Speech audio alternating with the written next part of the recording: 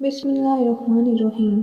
ابو مالک اشجعی رحمۃ اللہ علیہ اپنے والد طارق بن اشیم سے بیان کرتے ہیں کہ انہوں نے نبی صلی اللہ علیہ وآلہ وسلم سے سنا۔ آپ صلی اللہ علیہ وآلہ وسلم کے پاس ایک آدمی آیا اور کہنے لگا، اے اللہ کے رسول، جب میں اپنے رب سے سوال کروں تو کیا کہوں؟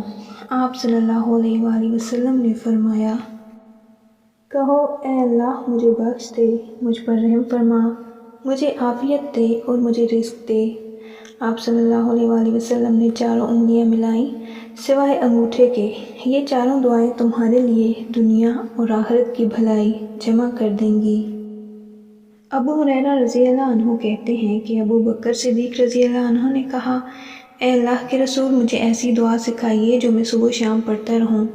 آپ صلی اللہ علیہ وآلہ وسلم نے فرمایا، کہو، اے اللہ غیب اور حاضر کو جاننے والے، آسمانوں اور زمینوں کو پیدا کرنے والے، ہر چیز کے رب اور مالک، میں گواہی دیتا ہوں تو ہی سچا معبود ہے۔